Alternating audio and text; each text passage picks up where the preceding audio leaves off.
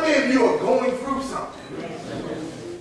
How many of you just don't seem to think that things are going to get any better, that things are always going to be the way they are, that there are some things in life that will rock your world, that will cause you to think about the fact that it's never going to be any better than what it is. But I'll stop by this morning to let you know that if you got the rock, not a piece of the rock, but if you got the rock, then everything in your life is going to line up and shape itself together, because you can do no wrong when you got Jesus in your life.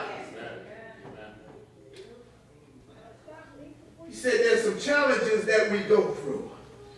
And if we don't have a strong foundation, then we will find ourselves falling. So the biblical narrative tells us that there were two persons who built houses.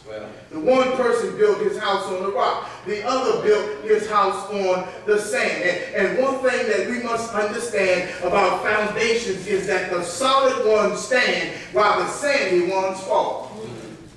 The biblical writers wrestle with various foundations in their lives. In the Old Testament, wisdom is the foundation that we build our lives upon, and that wisdom is rooted or has its foundation in our recognition of a faithful God. The New Testament shows us that the foundations for life are portrayed in our ability to choose. How many of you know you really don't have to go with this Jesus thing? You got the ability to choose which way you really want to go. So the Bible reminds us that where your treasure is, there your heart will be also.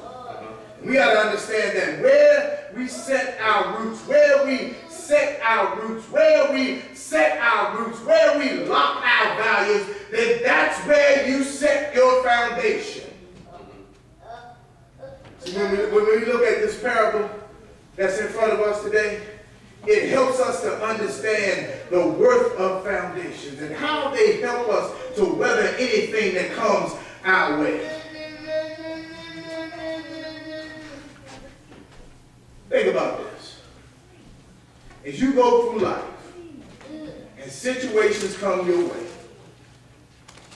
is your foundation rock solid, or is your foundation on sinking sand? See, you got to understand that trying to get by without proper foundations will cost you in the long run.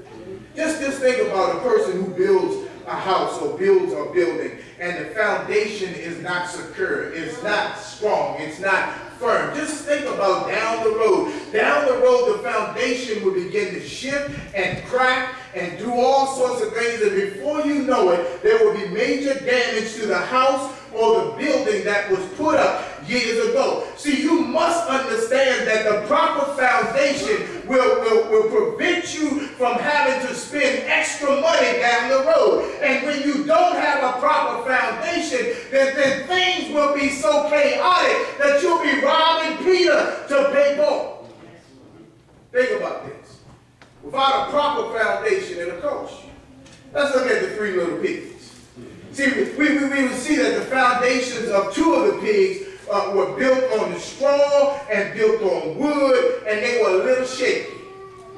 See, the wolf came, he huffed and he puffed, and he began to blow his house down. But when you look at the third pig, he had enough sense to build his foundation on the rock, and his house was built on the rock. It was built on bricks, and when the wolf came to blow his house down, he had a hard time blowing it down because it was rock solid. The foundation was strong. Just think about the devil when he comes to steal, kill, and destroy your life. If your foundation is shaken, the devil has room to come in and take what belongs to God. But if you build it on a rock,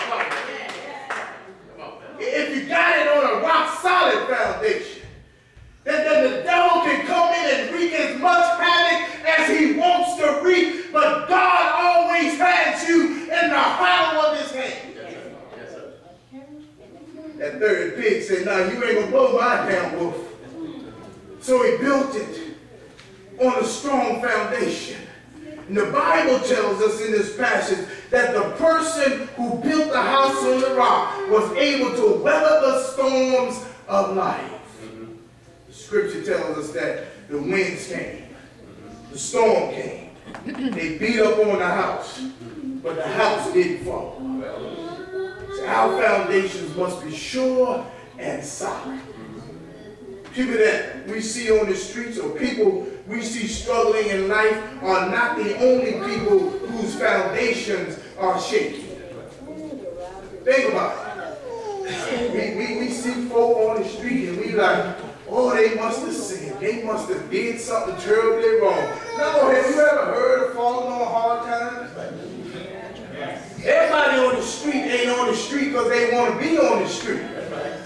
Some folk have fallen on some hard times. Some folk have done the very best that they could do, but it just seems as though things are not working the way they want them to work. And then there are folk who just ain't going to do nothing, going to be shiftless, lazy, and they ain't going to do a thing. And that's why they where they are.